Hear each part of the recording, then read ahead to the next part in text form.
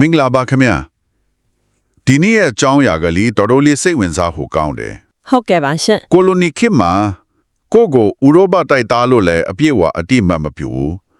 တိုင်းရင်းသားလို့လည်းကိုယ်တိုင်ကမခံယူခြင်းဘူးအဲ့လိုလူတစုရဲ့ဘဝကဘယ်လိုဖြစ်မလဲ ကြားထဲမှာညက်နေတဲ့အခြေအနေမျိုးပေါ့နော် ဟုတ်တယ်သူတို့ကဘယ်သူတွေလဲဘယ်မှာအခြေချရမလဲဆိုရယ်မိခွန်းနေကြမှာလမ်းပြော့ခဲ့ရတဲ့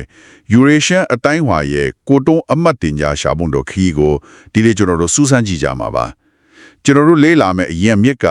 တဆေးရာစုအစောပိုင်းအိန္ဒိယနဲ့မြန်မာပြည်ကခရီးယန်သာသနာပြုလုပ်ငန်းတွေအကြောင်းမှတ်တမ်းတင်ထားတဲ့စာသဆောင်ပေါ့လေ ဟုတ်ပါတယ် အဓိကကတော့အဲ့ဒီခေတ်ကဥရောပတိုက်သားသာသနာပြုတယောက်ရဲ့မြင့်လုံးနဲ့ Eurasian ဒါမှမဟုတ်အင်္ဂလိပ်အိန္ဒိယလူမျိုးလို့ခေါ်တဲ့အတိုင်းဝိုင်းကိုဘယ်လိုမြင်ခဲ့တယ်လဲဆိုတာကိုနည်းနည်းဆွေးနွေးတော့ကြမှာဖြစ်ပါတယ် ဟုတ်တယ်ရှင်ဒီမှတ်တမ်းကတမိုင်းအရာအင်မတန်တန်ဖို့ရှိလဲဘာလို့လဲဆိုတော့အုပ်စိုးသူလူဒန်းစားကကြားထဲမှာရှိနေတဲ့လူမျိုးတစုကိုဘလို့ပေါင်ခတ်တယ်လဲဘလို့အတိတ်ပဲဖွင့်ဆိုတယ်လဲဆိုတာကိုအတိုင်းသားမြင်နေရလို့ပဲ ဟုတ်ကဲ့ ဒါပေမဲ့တခုတော့ကြိုတင်သတိပေးချင်တာကဒီထဲမှာပါတဲ့အတုံးလုံးတွေအတွေးခေါ်တွေဟာလွန်ခဲ့တဲ့နေ့တည်းကျော်ကအမြင်တွေဖြစ်တဲ့အတွက်ဒီနေ့ခေတ်စံနှုန်းနေနဲ့ကြည့်ရင်တော်တော်လေးကွဲလွဲနေနိုင်တယ်ဆိုတာကိုတော့အတိမတ်ပြုထားဖို့လိုပါတယ်ရှင် စိတ်ဝင်စားစရာပဲဒါဆိုသူတို့ရဲ့ကိုယ်သနာမတညာသူတို့ဘသူဖြစ်တယ်လဲဆိုတာကိုတိဆောက်ခဲ့ရပဲအပိုင်းနဲ့စလိုက်ကြအောင် ကောင်းပါတယ်ရှင် ကျွန်တော်ကအစောမှာကလေးကဖန်ဆလိုက်တဲ့ချက်ကစာရေးသူက Eurasian ကိုလက်တွေ့မှာအော်ရိုပတိုက်သားလီလို့ပဲလို့တုံ့နှွန်းထားတာပဲ သူတို့ကအော်ရိုပမိဘမျိုးရိုးပဲကိုပို့ပြီးတော့တွေ့တာတယ်အင်္ဂလိပ်လိုပဲပြောတယ်အော်ရိုပဝတ်စုံတွေပဲဝတ်တယ်လို့ဖော်ပြထားတယ် အဲ့ဒီအချက်ကသူတို့ရဲ့ရှုပ်ထွေးတဲ့အခြေအနေကိုညွန့်ပြနေတာပဲ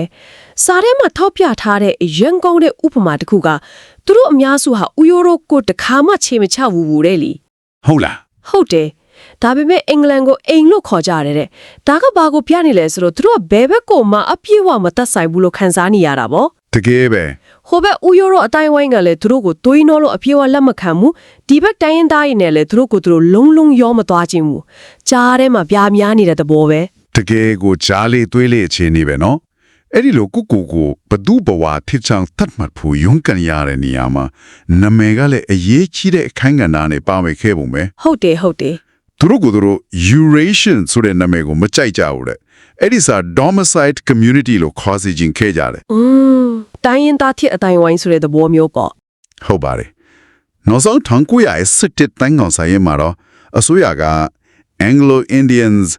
English Indian လူမျိုးဆိုပြီးတရားဝင်ပြောင်းပေးခဲ့တယ်လို့ဆိုတယ် ဒီနာမည်ပြောင်းလဲမှုကထိနာထက်ပိုပြီးအေးပါပါတယ်ရှင်ဒါဟာသူများပေးရဲ့သူတို့မကြိုက်တဲ့နာမည်တစ်ခုကိုပယ်ချပြီးတော့လေကို့အမတ်တင်ညာကိုကိုယ်တိုင်ပြန်လဲအဓိပ္ပာယ်ဖွင့်ဆိုဖို့စ조사တဲ့ power move တကူပဲ ဟုတ်ကဲ့ ကိုဘလို့ခေါ်တွင်မလဲဆိုတာကိုထိန်းချုပ်နိုင်ဝင်လာလိုက်တာဟာလူမှုအတိုင်းဝိုင်းတစ်ခုအနေနဲ့အတိမတ်ပြုမှုရဖို့ပထမဆုံးလှမ်းလိုက်တဲ့ခြေလမ်းတစ်ခုပေါ့ဒါက Mujarrad နာမည်ပြောင်းလာတဲ့အများကြီးပိုလင်းနေတဲ့ ဒီလိုကိုနာမည်ကိုအမတ်တင်ညာတော့မနေယုံကန်ပြီးတိလျှော့ခဲ့ရတဲ့သူတို့ရဲ့ခီလန်းကတော့မဖြောင်းဖြူခဲ့ပါဘူးအထူးသဖြင့်သူတို့ပေါ်အောက်ဆိုးသူဥရောပတိုက်သားရဲ့အမြင်ကအရန်ကိုပြင်းထန်ခဲ့တယ်နော် ဟုတ်ပါတယ်ရှင် စောက်တယ်မှာဖော်ပြထားတာကတော့ဝေါတော်တော်ရက်ဆက်တယ်လူမျိုးနှမျိုးလုံးရဲ့မကောင်းတဲ့အမွေကိုပဲရပြီးကောင်းတဲ့အမွေကိုလုံးဝမရသူများတယ် အိုး ကြားတောင်စိတ်မခေါင်ဘူးဗျာဒါဟာလူတစုဖွင့်မှာဘလောက်တောင်အစိုးမြင်ခဲ့တယ်လဲဆိုတာကိုပြနေတာပဲ အရန်ပြင်းထန်တဲ့ဆွဆွဲချက်ပဲဒါမှဒီညမှာစိတ်ဝင်စားစရာကောင်းတာကစာရေးသူကဒီဆွဆွဲချက်ကိုဘယ်လိုခြေပတ်သလဲဆိုတာပဲသူကဒီလိုအားနည်းချက်တွေရှိတယ်ဆိုရင်တောင်အဲ့ဒါမျိုးရိုးဗီဇကြောင့်မဟုတ်ပဲသူတို့ကြီးပြင်းရတဲ့ပတ်ဝန်းကျင်ကြောင့်ဖြစ်တယ်လို့ယုံကြည်ကြောင်းရေးထားတယ် ။အော်ပတ်ဝန်းကျင်ကြောင့်ပေါ့ ဟုတ်တယ်သူ့ရဲ့ကြိုးကြောင်ပြပုံကဒီလိုရှင့်ဥရောပလူအဖွဲ့ကြီးကသူတို့ကိုအပေါင်းအသင်းမလုပ်ပဲပယ်ထားတဲ့အတွက်သူတို့ဟာတိုင်းရင်းသားတွေနဲ့ပဲပေါင်းသင်းခဲ့ရပြီးအဲ့ဒီကနေအကျင့်စားတွေပျက်စီးသွားတာဆိုတဲ့အမြင်မျိုးပေါ့လေ ။ A minute အဲ့ဒီကြိုးကြောင်ပြပုံကလည်းတစ်ဖက်မှာသူတို့ကိုအပြစ်တင်ရမရောက်ဘူးလားခင်ဗျာ။မင်းတို့ကတိုင်းရင်းသားတွေနဲ့ပေါင်းလို့ပျက်စီးတာဆိုတဲ့သဘောမျိုးလေ တီးကြပါတယ် ။ဒါကပိုပြီးချက်ဆက်တဲ့ဆွဆွဲချက်တစ်ခုလို့တော့ feminine ဘူးလား တီးတာပါတယ်ရှင်ဒါဟာကိုလိုနီခေတ်ရဲ့လူမျိုးရေးအဆင့်တန်းခွဲကြတဲ့အတွေးခေါ်ကိုကွက်ကွင်းပြနေတာပဲ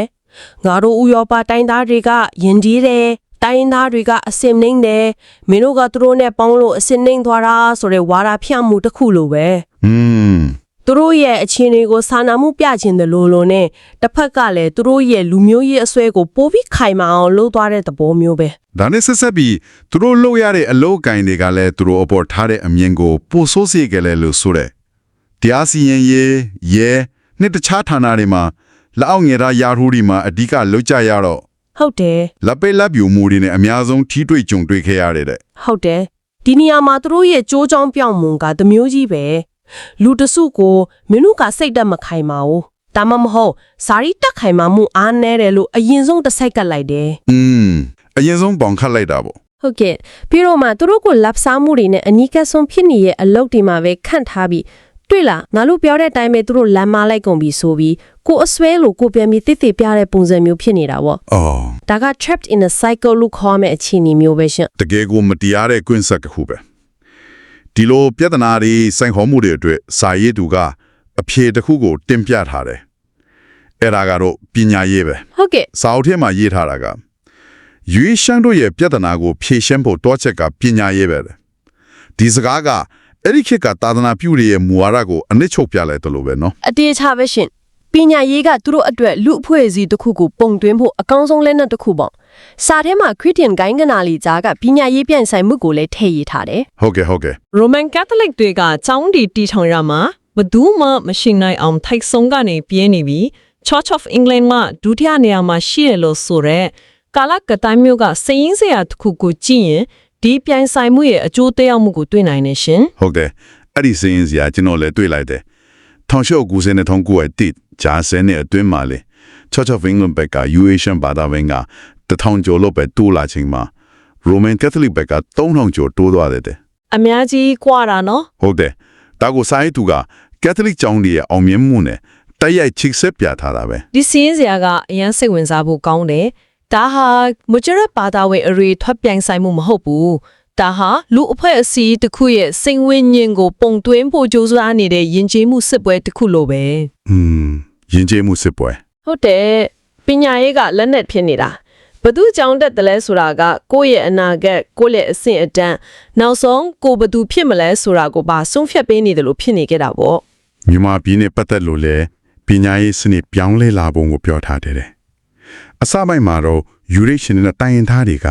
Anglo Vernacular လို့ခေါ်တဲ့ကျောင်းတွေမှာအတူတူစာသင်ခဲ့ကြတယ်ပေါ့ ဟုတ်ကဲ့ ဒါမှနောက်ပိုင်းမှာတီးတန့် European schools တွေပေါ်လာပြီးတိုင်းသားတွေကိုလက်မခံတော့ဘူးဆိုတော့ဒါဟာပညာရေးကိုတုံးပြီးလူဒန်းစားတွေကိုတမင်တကခွဲခြားလိုက်တာပဲနော် ဟုတ်ပါတယ် အတူတူကြီးပင်လာမဲ့အခွင့်အရေးကိုပိတ်လိုက်တယ်လို့ပါပဲ ဟုတ်ပါတယ်ရှင်အဲ့ဒီခွဲခြားမှုကတိတ်ကိုတိတာထင်ရှားတယ်ရန်ကုန်က Diocesan Boys School နဲ့ရန်ကုန်နဲ့မြေမြို့က Church of England မိန်းကလေးကျောင်းတွေကိုအကောင်းဆုံးလို့ဖော်ပြထားတာကဘာကိုဆိုလို့တလဲဆိုတော့အင်္ဂလိပ်စက်နဲ့ပညာရေးကိုအကောင်းဆုံးလို့သတ်မှတ်လိုက်တာပဲ ဟုတ်ကဲ့ ဒီပညာရေးရဲ့နောက်ွယ်ကရေမှန်းချက်ကပူပြီးရှင်းတယ်သူတို့အမြင်ရဒီလိုအင်္ဂလိပ်ကျောင်းပုံစံပညာရေးမျိုးပေးလိုက်ရင် Eurasian တွေဟာကျမ်းမာတဲ့ဥရောပစိတ်သက်ဆိုတာမျိုးကိုမွေးမြူနိုင်မယ်တဲ့ ကျမ်းမာတဲ့ Europa စိတ်သက် healthy minded European မို့ ဟုတ်ပါတယ် အဲ့ဒီအတုံးလုံးကတော်တော်လေးစိတ်ဝင်စားဖို့ကောင်းတယ်တနည်းပြောရင်သူတို့ရဲ့တိုင်းရင်းသားအသွင်အပြင်တွေကိုဖျောက်ခီဥရောပပုံစံခွက်ထဲကိုအတင်းသွင်းဖို့ကြိုးစားတာပေါ့ အတီးကြပဲ အဲ့ဒါမှအစိုးရနဲ့စီးပွားရေးလုပ်ငန်းတွေမှာယာရုကြီးကြီးတွေရနိုင်မယ်လို့မျှော်လင့်ထားတာကို အတီးကြပဲရှင်ဒါဟာ assimilation process အခုပဲမတူကွဲပြားမှုတွေကိုလက်ခံတာမဟုတ်ပဲအုပ်စိုးသူရဲ့ယဉ်ကျေးမှုတွေကိုအတင်းအဓမ္မတွတ်သွင်းတဲ့နီးပြူဟာတစ်ခုပဲသူတို့ရဲ့မူလဘဝတစ်ချမ်းကိုညှင်းပယ်ခိုင်းပြီးနောက်တစ်ချမ်းကိုပဲလက်ခံခိုင်းတဲ့သဘောမျိုးပေါ့ ဟုတ်တယ်နောက်ဆုံးအနေနဲ့သာသနာ့ဘောင်အတွင်းမှာသူတို့ရဲ့အခန်းကဏ္ဍနဲ့အနာဂတ်အကြောင်းကိုကြည့်လိုက်အောင် Church of England မှာ Eurasian ဖူရာကြီးမရှိသလောက်ရှားပါတဲ့အကြောင်းကိုစာရေးသူကစိတ်ပြက်လက်ပြက်နဲ့ရေးထားတယ် ဟုတ်တယ် Roman Catholic မှာကရှိတယ်ဆိုပြီးနိုင်ရှင်ပြထားတယ်သူ့အငယ်အရာ Eurasian ဖူရာကြီးတွေသားရှိလာရင်သူတို့ကတိုင်းရင်းသားတွေနဲ့ပို့ပြီးထိတွေ့ဆက်ဆံနိုင်မှာဖြစ်လို့အသင်းတို့အတွက်အကျိုးရှိမယ်လို့မျှော်လင့်ထားတယ် ဒီအချက်ကလည်းအဲ့ဒီခေတ်က Church of England ရဲ့လူမျိုးရေးအပေါ်ထားတဲ့သဘောထားကိုထင်ဟပ်စေတယ်ရှင်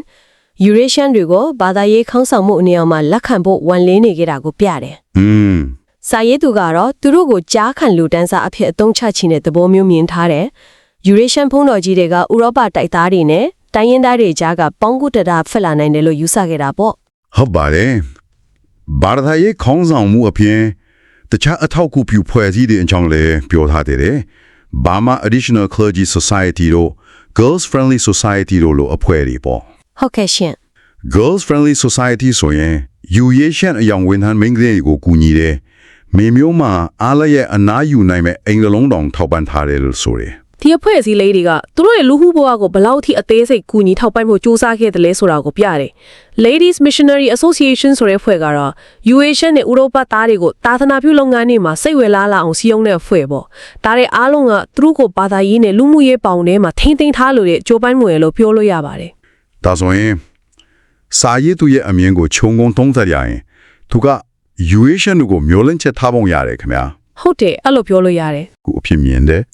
ဘာသာစကားနှမျိုးကိုငငယ်ကလေးကတက်ကြွကြတဲ့အတွက်သူတို့ကိုသာကောင်းကောင်းပြောထောင်ပေးနိုင်ရင်တိုင်းရင်းသားတွေကိုခရစ်ယာန်ဘာသာဘက်ကိုဆွဲဆောင်ရမှာတော့အုတ်ချုပ်ရေးမှာပါအင်အားတစ်ခုဖြစ်လာနိုင်တယ်လို့အကောင်းမြင်ထားတာတွေ့ရတယ် ဟုတ်ပါတယ်ဒါပေမဲ့အဲ့ဒီကောင်းမြင်မှုကတော့မှသူတို့ကိုပိုင်တန်ဖိုးနဲ့မိနာတဲ့အုပ်စိုးသူတွေအတွက် အတုံးဝင်တဲ့ကိရိယာတစ်ခုအဖြစ်ရှုမြင်နေတာကိုတော့သတိပြုရမယ်ရှင် ဟုတ်ပြီ သူတို့ရဲ့အနာဂတ်ကိုသူတို့ကိုယ်တိုင်ပုံဖော်ခွင့်ပေးတာတဲ့အုပ်စိုးသူတွေရဲ့ကြီးမားချက်အောင်မြင်ဖို့အတွက်ဘလို့ပုံသွင်းရမလဲဆိုတဲ့ရှုထောင့်ကနေပဲကြည်နေတာမျိုးပေါ့